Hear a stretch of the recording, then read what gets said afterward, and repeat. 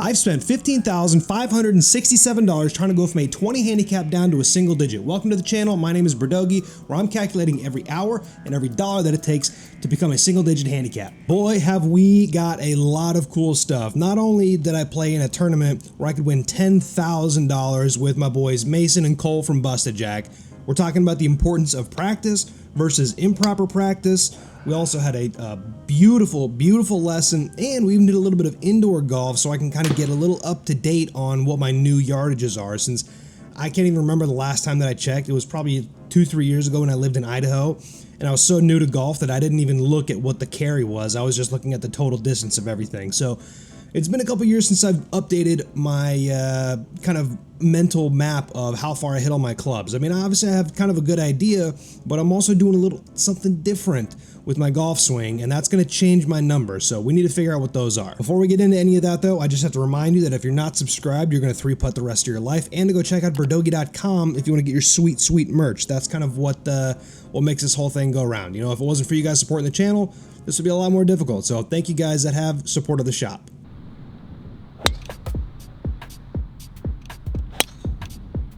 Let me go ahead and stop you right there. I'd like to introduce my friend to everybody, Matt. So Matt is the owner of Fro Pro Snacks here in Boca Raton, and he's a good buddy of mine. So I was looking for somebody to invite to this tournament that I got invited to. It's the Injury Hub Tour. It's actually, I'll just give you the info right now. It's a huge, cool tournament that they're putting on. It's $100 to enter, at least for this tournament it was. And there's a $10,000 first place prize. And the tour is actually going to Florida, Georgia, California, Utah, Texas, and then it's going to end back in Miami.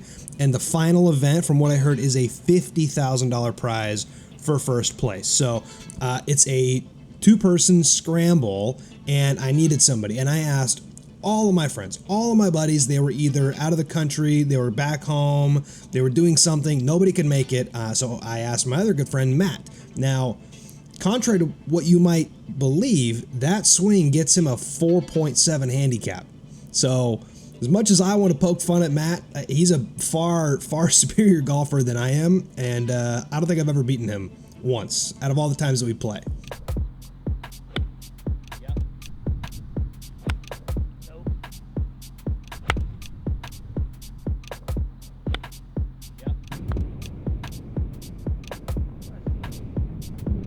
That was good. Big shout out to Matt, Dakota, and JP from Parrier. They're the ones that are holding this Injury Hub Tour or presenting the Injury Hub Tour. Shout out to them for giving me the foursome of a lifetime, the best tee group that there was. It was me, Matt, along with Mason and Cole from Busted Jack. So we got to hang out with them. They did a little bit of live streaming on their channel. I filmed obviously for this video for my channel. So I do ask Busta a couple of questions about his one-handed chipping. It's not a bit. He actually does it. Unironically.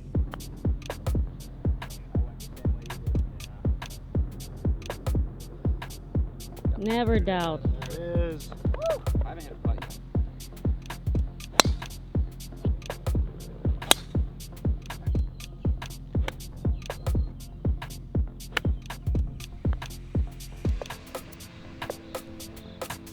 yet. Oh my God! Are these holes regulation size or what?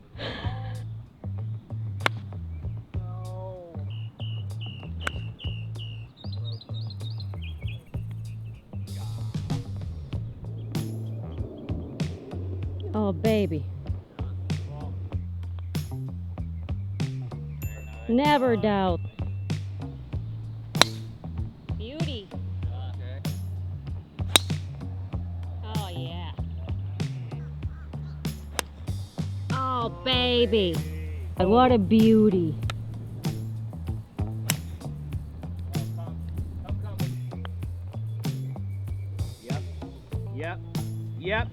Yep. Oh. No.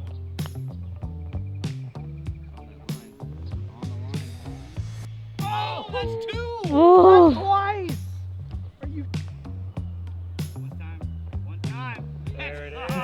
Now I know I'm kind of going out of order in this video today. It just wouldn't really be as entertaining if I filmed it and posted it in chronological order. So I did actually, right before all this happened, my parents were in town. We kind of took a few days off, hung out with them, played some golf, played the worst golf of my life. I don't know what happened. You know, I had a lesson from Mark like 2 weeks ago, 3 weeks ago. Everything was going good. My dad got here. I guess I got nervous. I wanted to play well in front of him. And I absolutely sucked. So I went and had another lesson with Mark, and everything was great after that. You know, I really took my time, started focusing on swinging 80%. So luckily now, like the driver for me is like the easiest club in the bag to hit.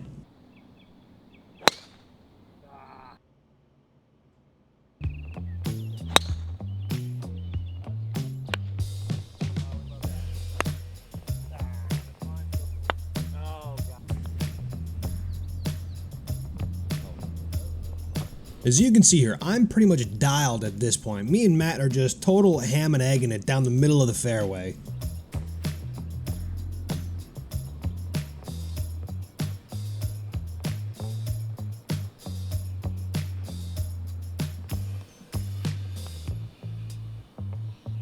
Get in there. No way! 3 licks, Shut bro. up. Oh, baby. I've seen you chip with one hand and now two hands, and I'm wondering, where is the line? Oh, well, Like where do we switch from one handed to two handed? there's like a bunker in front. I'll go two-handed. Okay. The two-hand is getting better. I've been working on it, but I can go back to like 50 yards one hand.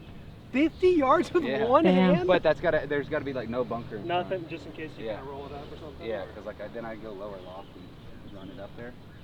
It saved my life. I was literally, like if I missed the green, it was an automatic bogey or double. Really? Yeah, so. I mean, it's working, you know, like don't let anyone tell you otherwise. No, it's fun. Now like even if I got good two-handed, people kind of like the bit, so I think I got to keep it going. Stuff to it, yeah. Oh. We are pretty much unstoppable, unless you're a tree or a very small bush. But other than that, we are just absolutely dialed. Not duffing chips, not missing putts. We are totally in contention to win $10,000.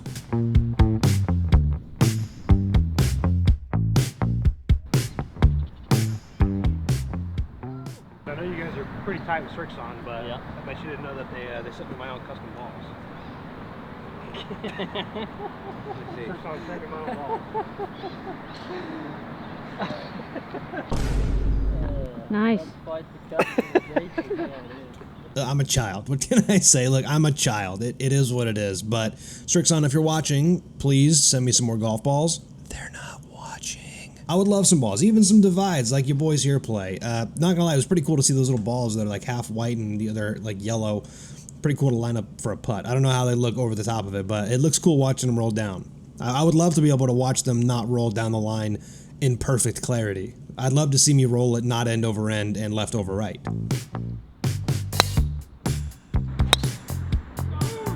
Woo-wee! We've been working on that slide, that foot slide, for a good solid week now. Long driver. Yeah. Long driver in the future.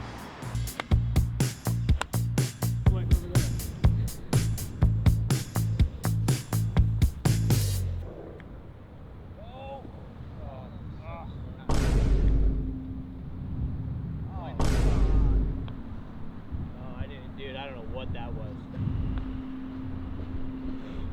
We got 204 yards. We got the illegal 2 hybrid mid-size Oh grip. boy, is that the Adams?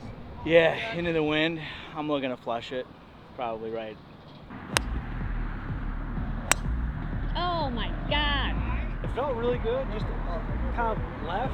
Oh, that was really good Normally stuff. this club goes like 200 yards on the nose, but there's a little bit of headwind. I don't know why it didn't Gorgeous. stop, but I'll take it.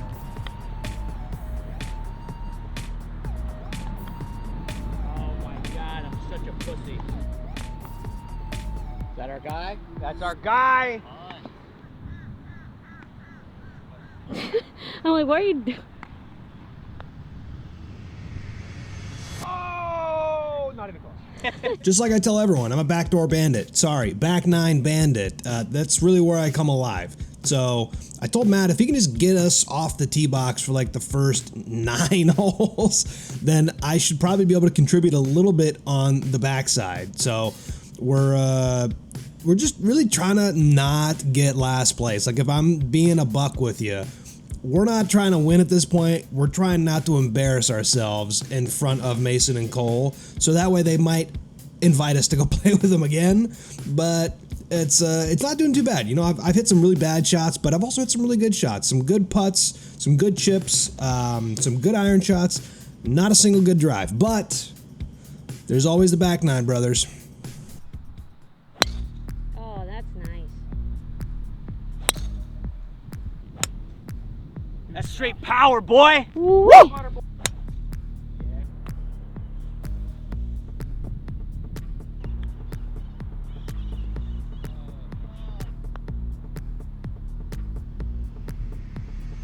Let's go, Matt. Woo-hoo! No.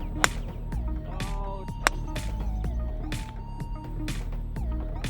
Go, go.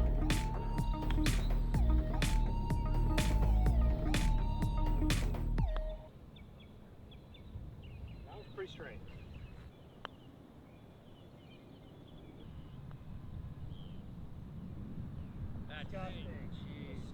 So, if you couldn't tell, the pin placements were not ideal, and the ones that were a good pin placement, we were either like left or right of the green, leaving us these stupid little short-sighted pins that we couldn't stop anything on. So we had a heck of a time with the pin placements on some of these holes, just like everybody else did. But when you're a good golfer, that doesn't matter. But when you're a mid-handicap golfer like I am, then it makes it a lot more difficult if you're not on the green in regulation and you're either left or right of a tucked back pin. So it is what it is. We made the most of it, though.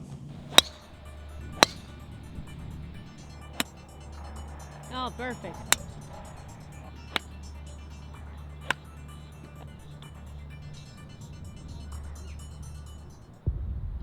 That's so dumb. Beauty.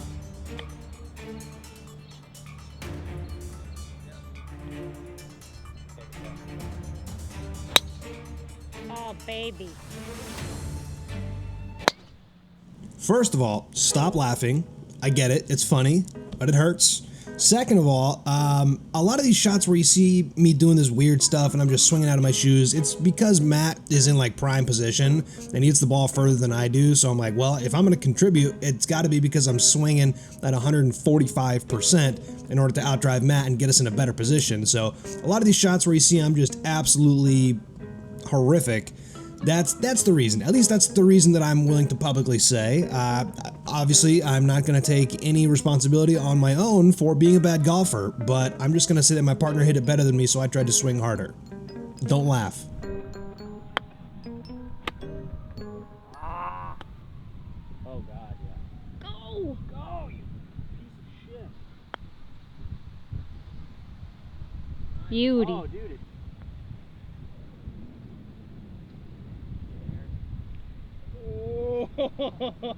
It was one pistachio bar short. Yeah, what?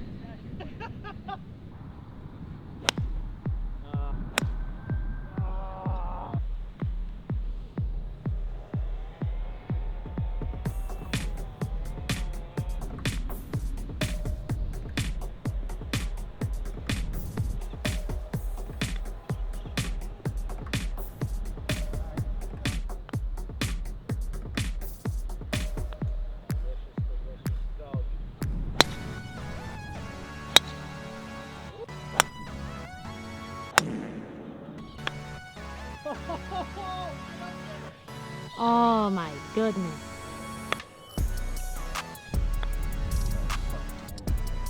What the? Good putt, babe.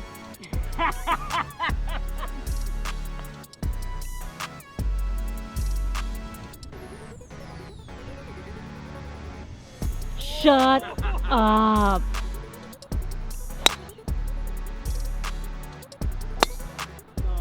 So I told myself I was not going to hit any flop shots this tournament.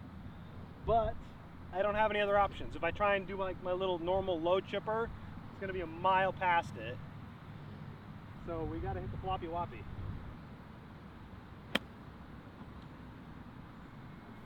Little pulley. Yeah, a little pulley. Lovely. Oh! Huh.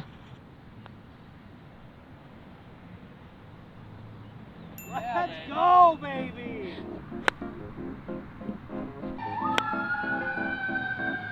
Better?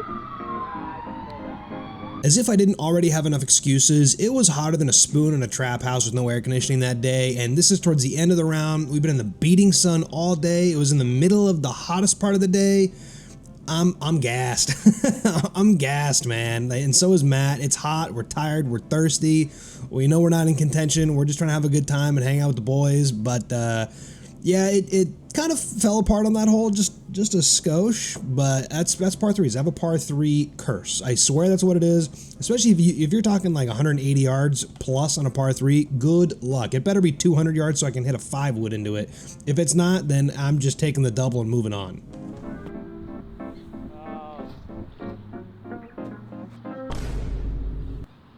That's not gonna work. Stop. No.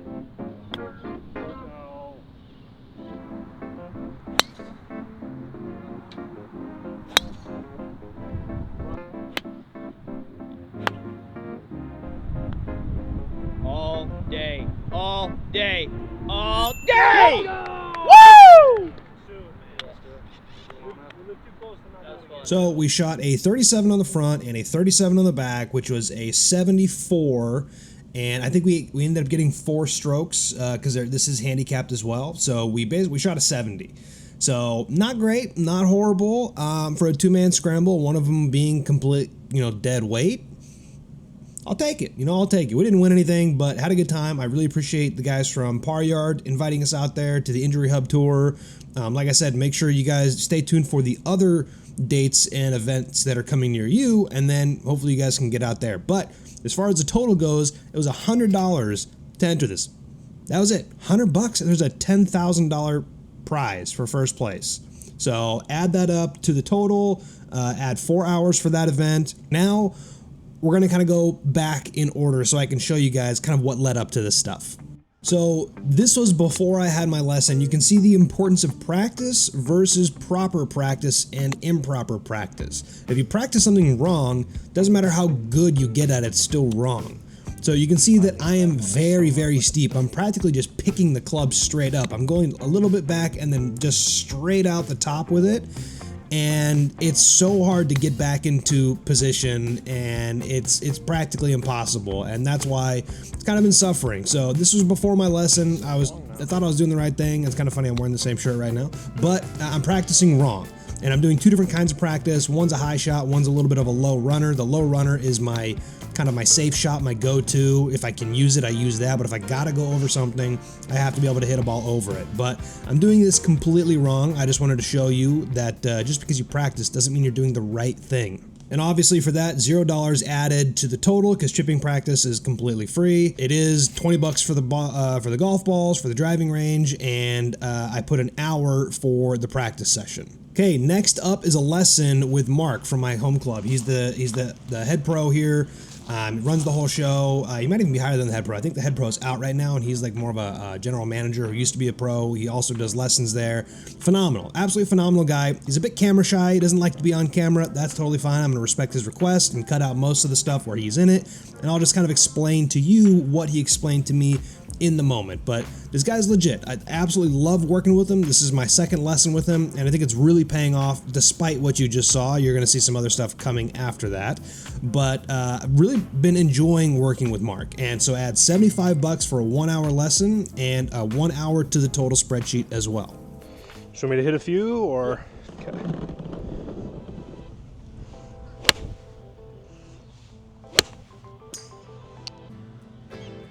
A little to the right.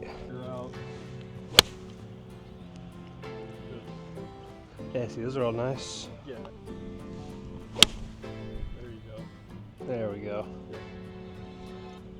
So probably what happened, just watching a few, is this started. Okay, so I'm going to do my best to explain this. What he's kind of saying is that the last lesson that we had, I moved the ball further up in my stance, added a bit more shaft lean, and then I was very much over the ball, like too far on the left side.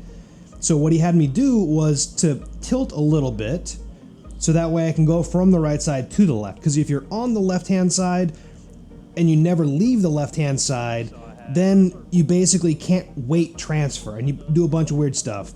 So it was working well. I was trying to hit higher shots. That was kind of a little trick. He told me to hit some higher shots.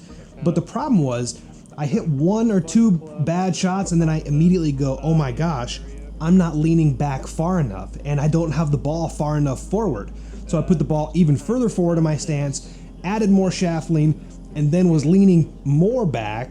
And then what that does is if you try to get into that position, now take the club back, it's going into the ground, right? Like you can't take a backswing because I don't know how to explain it. The club is, the way you're angled, it's going down into the dirt.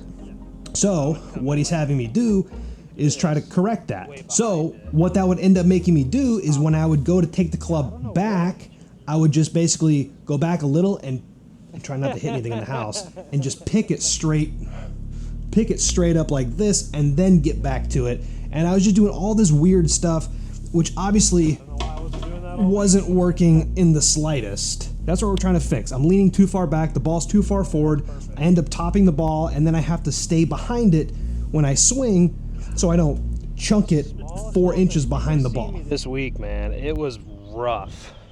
I was also really, really rushed. I was nervous, anxious, playing with my dad.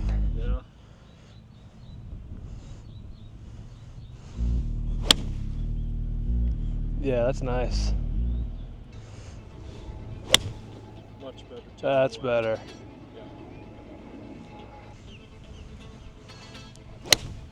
There you go. Yeah, that You feels got nice. felt more fluid. Much better. There we go. You need to get that camera over here. See when I can you're see on your him left side and you're when I'm more- doing this or yeah, this. You're more posted up on it versus that reverse seat, actually. Perfect. Yeah, that's nice. Everybody in the world knows that I have an issue transferring weight to the front foot in the golf swing. And a lot of you guys have the same problem, whether or not you know it or you don't know it.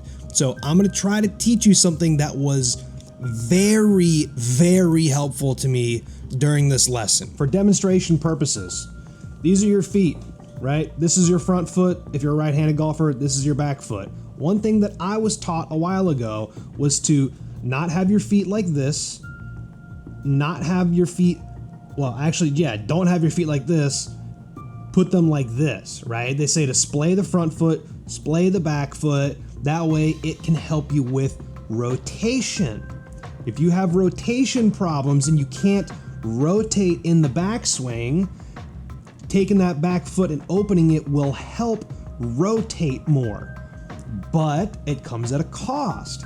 It is much harder to get off of your right foot when it's facing backwards. Obviously it's not like this much, but you know, like if this is square and you go like this, it's significantly harder to rotate through the golf swing when your foot has to go around like that, right? If it's just here and you have the front foot open, it's easier to rotate. Watch, do yourself a favor, stand up, put your feet on the ground like this, and then try to do a golf swing and get to your front foot.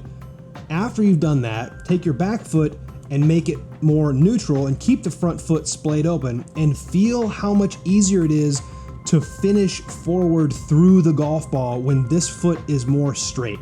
Yes, I understand that can help promote a slice, but if you don't really have a problem with not hitting slices, I highly recommend take that back foot, straighten it out, and just do a couple practice swings right now and tell me how much easier it is to get onto that front foot when your foot doesn't have to go around and backwards around its own pivot point.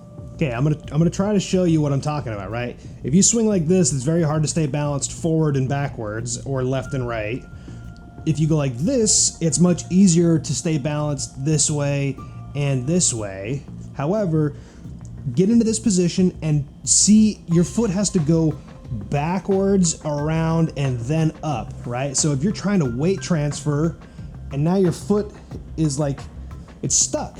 So you end up doing all this weird stuff and contorting yourself trying to get that foot all the way around. Now, if your foot is more neutral, it's easy to just get up on it, right? Like, see how easy it is to get up on your toe versus when you're like this, how hard it is to get up on your toe. You got to do so much other stuff with your body to get there. If you don't believe me, just try it for yourself.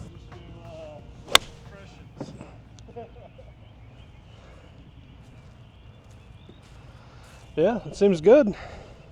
Should we try the 6 now?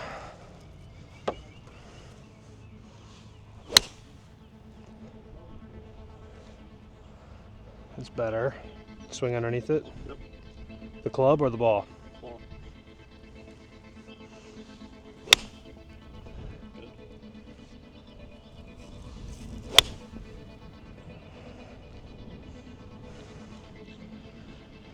Still doesn't really feel like I'm I'm not really compressing it. It's closer, yeah.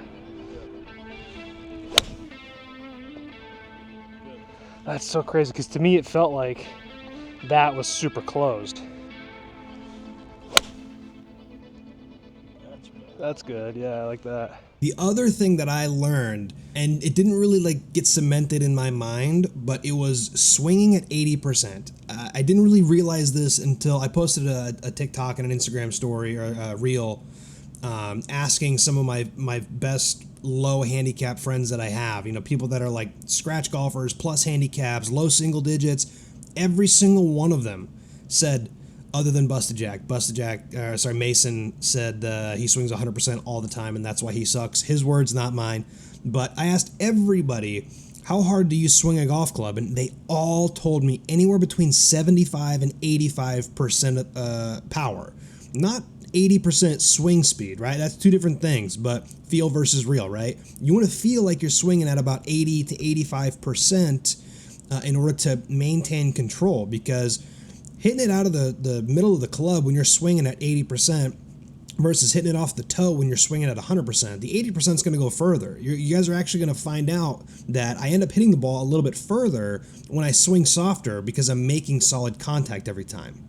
That's one of the other big things that I took away from this lesson that's really, really helped a lot. One of the perks of being a member at a club is that you can get a lesson right then and there. Then you have unlimited range balls that you can hit, and on a slow day like it was today, I was able to just take everything that I learned from the lesson, hit a few more balls after the instructor left, and then because it was super slow, I had maybe like an hour to kill before I had to run back home. So I just jumped on hole 1 and just hit tee shots and fairway shots only. No putting, not really a lot of chipping. I was focusing on like full swing kind of shots and didn't keep score, didn't do anything.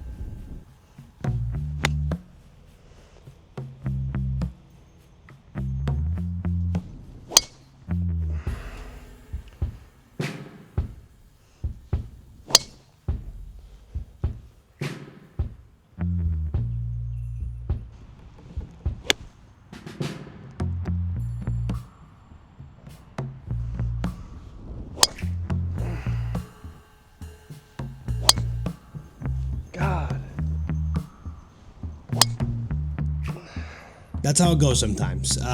You don't always take everything with you. Sometimes you got to sleep on it. I was also a little tired after hitting all those balls in the range. You guys only saw like the first 10 minutes of the session, maybe 15 minutes. It was an hour-long session, and then I spent probably another 30 minutes hitting balls after that. So I probably should have just gone directly after the lesson to the first tee box, but I wanted to really try to hammer it home and try and work on that 6-iron a little bit more, trying to get the ball up so I can get it to stop on a green. I can get the distance, but I can't really get it to stop anywhere. So that's what I was really trying to focus on after the fact. You know, I had some good tee shots in there and some bad tee shots in there, but I promise you it's getting better. Now we move on to the last part of the video.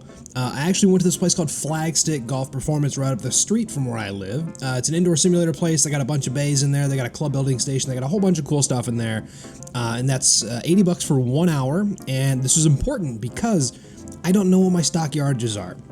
I've started swinging significantly softer around that 80% we were talking about. I'm having much better contact, but I'm not quite sure exactly how far everything goes. So I took some notes here. I hit each club a few times and kind of got a few different numbers. So starting off with the 60 degree on a full shot, that's about 83 yards. 55 is 94 yards. My 50 degree is about 100 yards. Pitching wedge gets to about 118. 9-iron is a 137. 8-iron is 145, 7-iron is 150, and then if I'm being real, everything after the 7-iron pretty much goes the exact same distance as my 7-iron. But 6, I kind of hit it like shit, not gonna lie, like 155 if I'm lucky. My 4-iron, which is kind of my driving iron, it's a Titleist U505 utility. I hit a lot of low shots with it. It's good to get some distance. I don't hit it very well. I need to spend more time with that club because that's kind of my secret of what I'm missing. It's the secret sauce that I'm missing on some of those longer par 3s, even on the tee box sometimes. But like 170 to 190 yards is about how far that club goes. 4 hybrid is about like 180-ish. 5 wood, I hit that thing bang on like 200 yards every single time. Love that thing. Favorite club in the bag. 3 wood, about 220 normally, about 250 with the rollout, and then driver is about 250-ish. Sometimes a little bit longer, sometimes a little bit less, but you gotta remember I do live at sea level in Florida, and I am not a long hitter. So 250, if I can get that right down the middle every single time, I'm happy with that. So just to wrap everything up so you can get a full comprehensive look, I think I might have got the pricing wrong on one of the earlier parts of the video. Chipping practice, 1 hour, $0, doesn't cost anything. Golf lesson, 1 hour, $75 with Mark. Green fee for the 9 holes that I played, I think I got that wrong earlier in the video, it's $35 because there's only 9 holes. I didn't even play a full 9 holes, but it was about 1 hour for that and $35. 1 hour and $80 for the Flagstick Golf Performance part of the video where I got all my yardages, and then 4 hours and $100 for the Injury Hub tour where I got to play with Busted Jack, hosted by the Par Yard guys down in Miami. So that brings the total up to $15,567 and 266.5 hours. And this week I spent $290 trying to go from a 20 handicap down to a single digit. I didn't post any updates for the handicap in this session, but my handicap is currently sitting at a 13.6 handicap. So that's not too bad. I feel like I'm playing better golf than when I last lowered my handicap. Speaking of which, if you tune in next week, you're gonna see me actually win some money in a tournament. Flash to that clip right now. Let's go, baby! Who made the putt, dude? Who made the deuce? But yeah, you're gonna see us actually win a little bit of money in the next video, and hopefully lower the handicap too. So make sure you're subscribed. If you're not, you're gonna 3-putt the rest of your life, and check out Berdogi.com.